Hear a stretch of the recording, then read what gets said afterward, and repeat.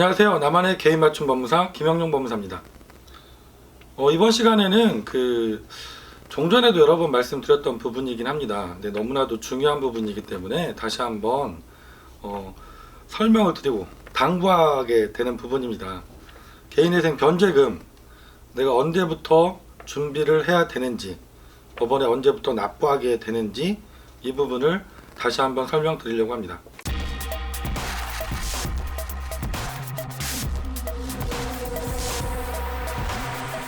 우리가 개인회생이라는 것은 내가 경제적인 활동을 하고 있고, 그래서 생계비 이상의 소득을 갖고 계신 분들이 변제기간, 통상은 3년이죠. 기간이 길어지면 5년까지도 변제기간은 길어질 수 있습니다. 이 변제기간 동안 법원에 변제금을 잘 납부하시고 변제가 종료되어야만 면책을 받게 되는 절차입니다. 그래서 무엇보다 중요한 것이 나한테 적당한 금액으로 변제금을 산정을 받고, 더 중요한 것은 그 변제금을 연체하지 않고 납부 기간 동안 잘 납부를 하셔야만 최종적으로 면책에 가실 수 있다는 거죠. 근데 가끔 이런 일들이 생깁니다. 저희가 이제 개인회생을 진행하다 보면 원칙적으로 법원에서 개시결정을 신청 후 3개월 안에는 내주도록 법률에는 규정이 되어 있지만, 실제 실무에서는 법원에 따라서는 이게 6개월, 1년 이렇게 긴 기간 동안 개인회생 개시 절차가 진행이 되어서 개시 결정을 되게 늦게 받게 되는 경우들이 많이 생기고 있습니다. 이런 경우에 실제로 내가 법원에 변제금을 내려면 그 법원의 가상 계좌 번호가 나와야만 합니다. 그래야지 내가 그 계좌로 입금을 할 수가 있는 거죠. 그런데 대부분의 법원들은 울산지방법원을 제외하고 개시 결정이 났을 때 그때 개시 결정문에 내가 납부할 수 있는 가상 계좌 번호가 같이 나옵니다. 그러다 보니까 어떤 문제점이 생기냐면, 저희가 상담을 할 때부터 말씀은 드립니다.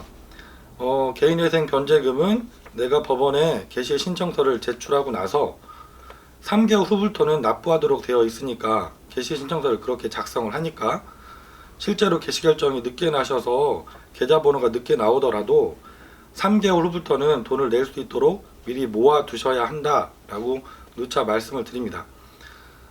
그렇지만 실제로 내가 생활을 하다 보면, 개인회생까지 고민하셨던 분들은 아주 빠듯한 생활비로 생활하시기 때문에 3개월 후부터는 돈을 모아야 된다는 걸 알고 계시더라도 실제 생활하다 보면 그렇게 못 하시는 경우들이 종종 생기는 것 같아요. 그래서 내가 개시 결정을 6개월, 늦게는 1년 후에 받아서 한꺼번에 6개월치, 9개월치를 납부해야 되는 상황이 도래하셨는데, 그동안 돈을 모아놓지를 못해서 변제금을 납부를 못하게 되는 거죠. 그래서 개시 결정을 받고 나서도 돈을 내지 못해서 인가전에 폐지를 당하시고 본인도 낼 수가 없으니까 다시 재신청을 해야겠다, 이렇게까지 상담을 다시 주시는 경우도 발생하고 있습니다.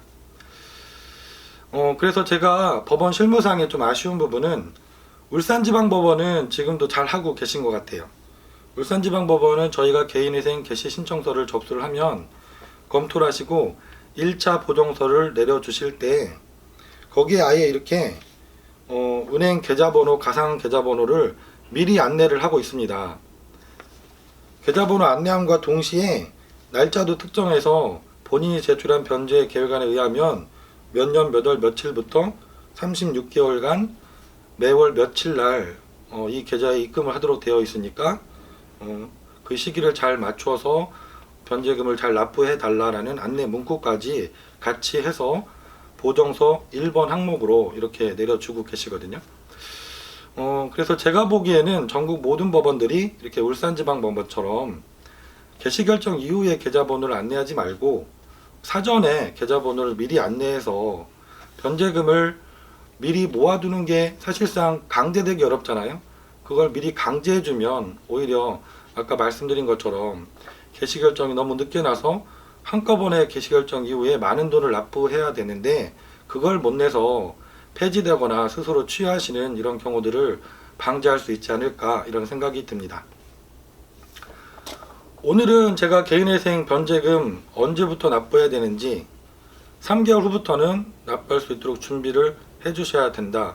이 말씀을 다시 한번 안내를 드리고 당부를 드리겠습니다. 김영룡 법무사였습니다. 감사합니다.